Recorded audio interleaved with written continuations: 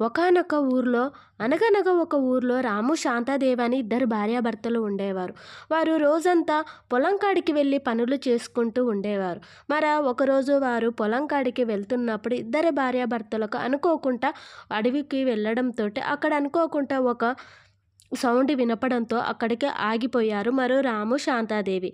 వాళ్ళిద్దరికీ ఒక దెయ్యం కనపడింది. అది చూడడానికి చాలా భయంకరంగా కోరలతోటి ఉన్నది.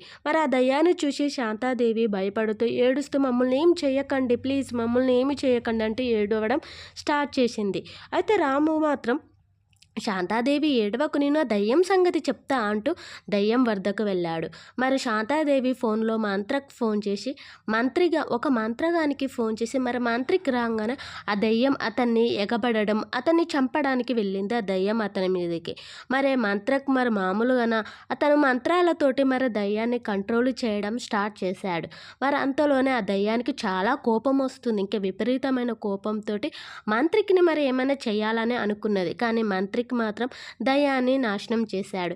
దానితోటి మంత్రికి వాళ్ళ భార్యాభర్తలు ఎంతో సహాయపడతాం, మీకు ఎప్పటికీ మేము రుణపడి ఉంటాము, మీరు మాకు చాలా హెల్ప్ చేశారంటూ ఎంతగానో అతనికి కృతజ్ఞతలు చెప్పారు ఆ కుటుంబము.